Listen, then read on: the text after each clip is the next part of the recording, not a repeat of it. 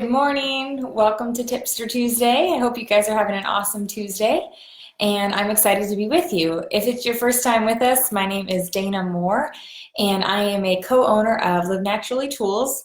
And every single Tuesday, myself, Jenna Cross, who's another co-owner, our social media guru, and dear friend Michelle Cannon, will get on and do a Tipster Tuesday. And we try to make these relevant, simple, and just really pertinent tips for your business, especially considering the season that you're in, which right now it's back to school. So we're going to talk a little bit about back to school and how to enroll a school. It's a question I actually get asked a ton. And when I mean that, when I say that, I mean I really do get asked it a ton. You know, when people put a passive aggressive post on Facebook, like, because I keep getting emails, I'm going to tell everybody, blah, blah, blah. But you're like, yeah, we know you didn't get any emails about that. That drives me crazy. But people will ask me, in fact, I was just at the Blue and Presidential Diamond Retreat, and some new Blues that I had never met were like, hey, I've heard you enrolled a school. And I was like, okay, people are really curious about this. I'll get messages, private messages about this too. And so I want to share with you what we did to enroll our kids' school, and then just some other ideas to help network within the school and to help, one, green, clean, and clean up your school and bring just awareness within the school, but then also to help grow your business as well. Okay, so that's what we're going to do today. And I have some ideas for you and hope that it helps you a lot. The first thing I'm going to dive into is how we enrolled our kids' school, because I feel like that's the question I get asked the most. So what you guys need to know is our kids go to a private Montessori school. And so I am not actually sure all the ins and outs of enrolling a public school. Private school is much easier in the sense of it's pretty easy to get in front of the board of a private school, whereas when you're talking about enrolling a public school, you're going to have to probably go the whole way up to the superintendent of schools. Okay, so you might have an in there, you might know people and feel really confident about that, but my kids have always either been homeschooled or in this Montessori school. Okay, so that's what I'm working with. You got to work with who you're working with and your area. Now, if you don't have kids in school, that's okay, because you still vote, you still care about the education system in your area and your community. So don't write yourself off if you don't have school-age children anymore, or maybe you're a grandparent or something like that. You can still be involved in helping to get some oils in schools, okay? So that being said, our kids' school is private. What we did is approach the board and went to the board meeting. We were invited to come to the board meeting because I told the principal, like, I have an idea for the school. I think that I could help the school not only improve on their love for the earth and their green cleaning, but also I think I could help the school earn money. You know, could I come and talk to the board? And she was very excited about that. She said, sure, you can come and talk to the board. This was a couple of years ago now. And go ahead and, you know, present your ideas to them. We're open to hearing about it, and then we'll decide. And so I went with another wellness advocate on my team who's a music teacher at the school, and we went to the board, and I had just a packet of information. Within it, I had, there was a study about how essential oils are really good for schools and how On Guard has been proven to help keep our schools healthy. And so I included that and just a copy of the comp plan, I believe, because I wanted to help them understand how to earn money. And I probably only talked for 10 minutes. It was very short, but I said, listen, this is what I do. I educate people on how to use essential oils primarily for the school. I'm thinking about educating the teachers and helping the classrooms become very green, clean, friendly, because our school gets donations from SC Johnson, which is in our city, or other things like parents will just donate, you know, Lysol and Windex and things like that. And so the teachers who, you know, all teachers, I believe, are underpaid, they're going to use these cleaning products because they were given them, right? And so we wanted to help the school just understand that if we're going to promote Earth Day and if we're going to teach the kids about caring for the environment, we actually need to start with how we clean, because that's a huge amount of toxic load going into the environment. So I told the school, like, listen, this is my aim. I want to help educate you. I want the school to be truly a green school, like all about recycling and Earth Day and things like that. But I said, you're missing it on the cleaning products. Can I help you? I'll donate all the cleaning products. And they were on board with that. And so we started there. And what I did was I took On Guard cleaning concentrate and I filled up a bunch of spray bottles, tons of them, probably 20, with like a tablespoon or two of the concentrate and then the rest with water. And we gave them to every single classroom. So every single classroom in the school got 2 all-purpose cleaning sprays for desks and toys and materials and everything. The other thing we did was we filled up the same type of, like a big bottle for hands, because obviously we want to keep our kids' hands clean. And so we made like a very easy to reproduce hand sanitizer, and I use Purify in that one, just because sometimes with On Guard people will complain or say that they're allergic to cinnamon, which is, you know, whatever, but I wanted to avoid that. You could also just do it with just plain lemon. And so anyway, we did those 2 things for the school. So we got all the teachers using it. People love it. In fact, when I come to the school, they'll often be like, I need a refill, I need a refill, which isn't ideal. I want all the teachers to be enrolled, but some of them are and some of them aren't, you know? And then on top of that, what we did is we said, listen, if we enroll the school in doTERRA, if they have their own account, every time I order things for the school gets a discount. And then anytime parents, teachers, or anybody wants to get essential oils in their home, the school will benefit. And so there was no cost to the school because we paid for the enrollment, because one of the things that our school is always doing is fundraising. And so they often need money. So to do an enrollment, you could either have the school just, you know, pay the $35 enrollment, or you can take care of that yourself. But we took care of that ourselves. That was our gift to the school. We ordered a bunch of On Guard concentrate, so we stocked the school with that, and Purify. Those are our 2 main items that we stocked the school with. And now On Guard hand sanitizing mist, but that wasn't around then. And we enrolled the school, and then every month we run the LRP for the school. So there's no cost to the school, and the LRP runs for the school. So they get more On Guard concentrate and more Purify hand soap, things like that. Anything that pertains to the school is what we run on the LRP. So there is absolutely 0 cost to our kids' school. And then every parent that has enrolled is enrolled directly to the school. Every teacher that is enrolled directly to the school. And what that does is create some fast start, and now some Unilevel is getting paid out to the school as well. And so after a few years, it is not earning a ton of money for our kids' school, but because it's a nonprofit, there's no tax as well. So it's been 0 cost to the school. It's been nothing but benefit. They've gotten to just experience essential oils. The teachers love it. They love, love, love On Guard. You know, they're thrilled with it. A lot of people are very sensitive to chemicals.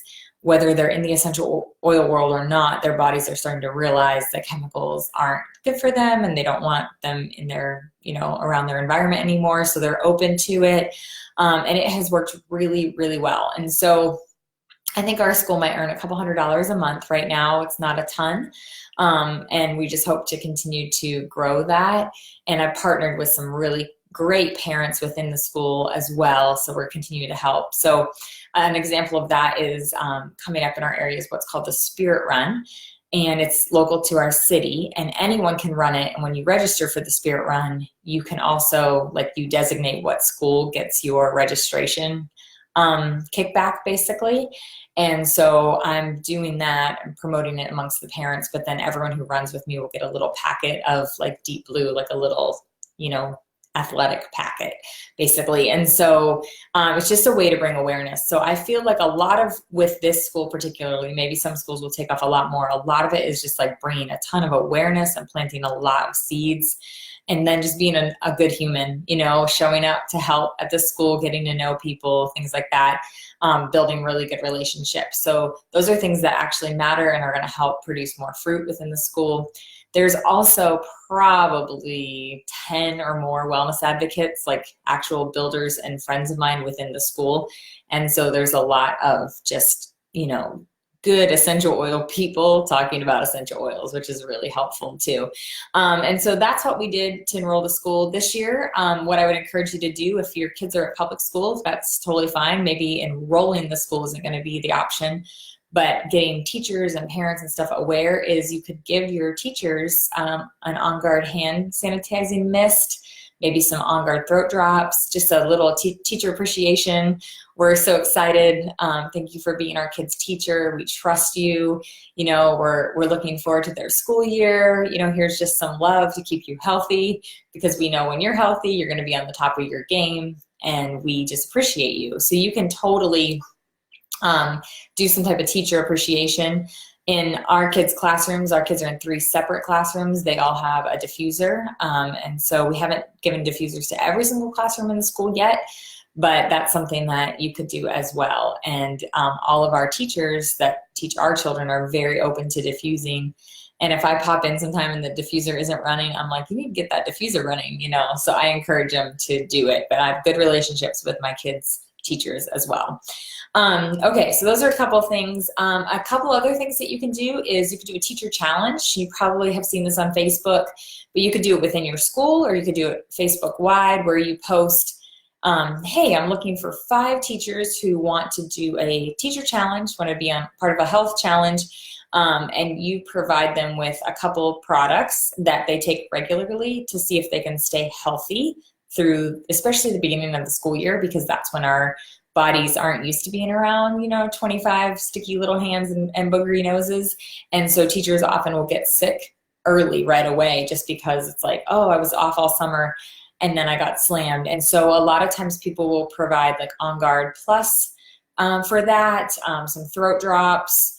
I would do the hand sanitizing mist and tell them to spray their hands. You could do beadlets. You don't have to do all of those things, but you can do like a combination of those things to help the teachers stay healthy, and kind of have them record if they're sick and things like that. You kind of can turn it into your own personal study. And then at the end of it all, maybe they do it for 60 days or something like that. What you could do is have the teachers enroll and do like an enrollment special, like enroll this month and get an extra diffuser for your classroom or something like that. Because now the teachers have bought into, wow, this really works. I've never felt better. You know, my health, I always get sick, but my health is good this year or whatever. And then you have an opportunity to educate them and enroll them. One thing I would say is if you want to do classes within the school or classes for teachers is oftentimes, and I was a teacher, I don't want to stay after school. I don't want to have a class at 3:30. I want to go home. I want to be with my kids. I want to be on my couch. I want to like have a break from the noise and the chaos. And that's maybe just me, but we've tried to have classes after school, and it just seems like the timing has been bad for that. And so you're going to have to get creative, or I would do an online class for teachers at night, like once the kids are in bed, like at 8:30. That would be a much better time for a teacher to just sit and absorb rather than right after school when they're like done, kind of wrapping up for the day, prepping for the next day, and like trying to get out the door. That's not an ideal time for someone to sit and really listen and engage, okay? All right, a couple other things. You could offer to the school to do like a green cleaning education. So no matter what kind of school, you could go to the principal and say, listen, I would love to come in and do a green cleaning like educational seminar for the whole school, for classrooms, whatever works. Because if you guys remember when we were little, we used to have Mr. Yuck presentations where we learned like what was poison and what was bad for us. And you could kind of ride the coattails of that and be like, listen, we want to help teach the kids like what not to drink, what not to eat. Kids are eating Tide Pods these days. Kids are snorting things that they shouldn't be snorting. Could I come in and do some education on why these things are so terrible for your health, and then teach them some alternative, safe ways to clean and stay healthy, you know, without having to worry about poisons and toxins and things like that. So that is something that you could offer to the school. You could offer education. Now you're going to have to take some time to brush up on it. I have seen a couple of questions. Can you post the study? I'll try to find it. I'm pretty sure I have it. We just moved, so it feels like my life is in a little bit of chaos, but I will try to find the study for you guys, or I'll dig into my Blue Diamond connections and figure out where it was. But it was really good. Anyway, even have like a special like teacher newsletter about On Guard and stuff that I'll post for you, and you can use it. But those things are going to be helpful. So I'd offer yourself as education, like an education resource for your school. Like, listen, this is what I do. I teach people how to clean green. I teach them how to eliminate toxins from their environment. Everything that I use, kids could drink, and it's not poisonous or detrimental to their health. I would love to be able to help educate and keep our kids safe. You know, that's like the language you want to use. Okay, those are most of my tips. The other thing I was just going to say is make sure that your kids, I know a lot of times different schools don't let your kids have essential oils with them. Our kids' school does. It doesn't seem to matter. And so our kids all have the On Guard spray in their backpacks. So I just tell them, like, when you go to eat lunch, spray your hands again, you know, just in case. I always give my kids a beadlet on the way to school. So on the way to school, we just have On Guard beadlets in our little cup holder, and it gets passed around the van, and we talk about their day, we talk about their expectations, what they're looking forward to, and they have a beadlet. I also pass a frankincense roller around in the car, and they roll that on the back of their necks. I'm like, let's get our brains ready to learn. Let's get our hearts ready to learn and receive. Let's be respectful. And we pass those things around. Because I've had people actually enroll because my kids smell good. That's what they say. They're like, your kids smell so good. And so that's part of it. It's also creating an aromatic anchor within my kids. And so when they smell frankincense, there's part of their brain has created this neural pathway that it's time to learn. It's time to focus. And you can do that with any oil, like with whatever your favorite oil is. For me, anytime I'm doing like content creation or I need to really sit down and brainstorm, I always use pink pepper because I love pink pepper. But it's created like an aromatic anchor for my body. And so when I smell it now, it's like instantly my brain is like, oh, it's time to work. Let's get to work. Okay. So you can do this for your kids. It helps a lot. And if you can get that far within your school, it's really good to provide for a classroom too. It's like, okay, listen, anytime we're doing, you know, a spelling drill and then spelling tests, we always pass around peppermint or diffuse peppermint, you know? And so this is going to help. Instead of doing gum, which, come on, let's be honest, gum, it's terrible for the kids' teeth. It gets stuck in people's hair. They stick it under the desks. Like, this is a bad solution, you know? But teachers are pretty much like aware that peppermint will help improve like studying and recall and things like that. So if you could provide another solution and be like, hey, let's do an experiment with your kids. Let's, you know, every Friday when you have, you know, your spelling drills or whatever, every day, let's use peppermint. Let's teach them how to do it. And then when they do their spelling tests, let's use peppermint again and see how they do and see if scores improve. So you kind of can do these studies within classrooms. So one of the things I would say as I wrap up though, is it's really, really important that you have relationships with your teachers and relationships with the school. And so if you haven't yet kind of built that, I would say make that your goal for the first few months.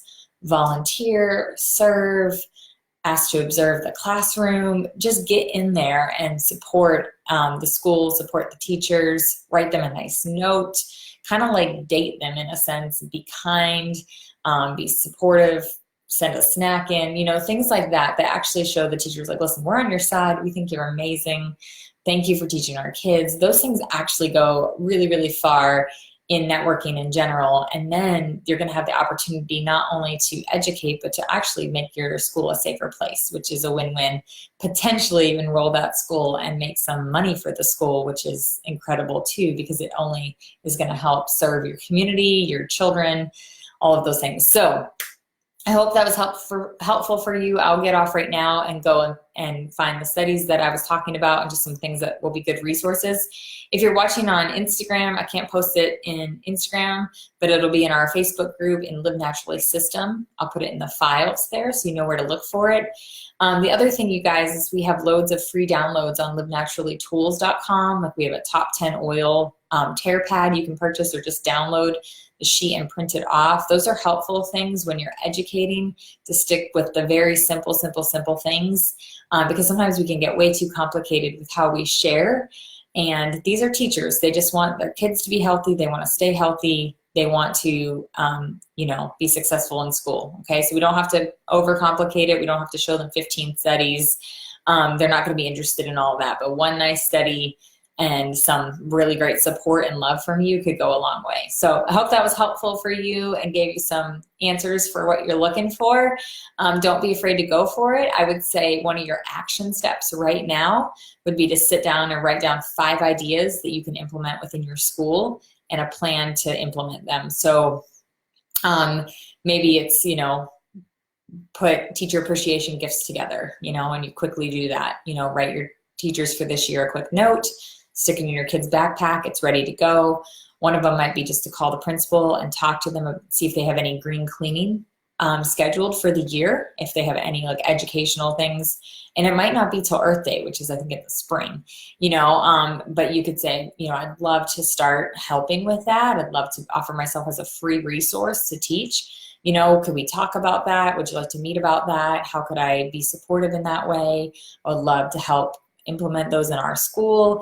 And then another thing you could do is, if it's a private school specifically, is say, I have an idea that could potentially earn the school money. Could I have 5 minutes of your time? And see where you go from there. Okay. So there's some ideas to implement. If you guys are homeschooling, the sky's the limit. Earn money for your school, oil your kids all day long, you're in good shape. But the rest of you, I hope that helps a lot, and good luck this year. I'd love to hear testimonies if you guys have some success in this way, okay? Have a great day, everybody.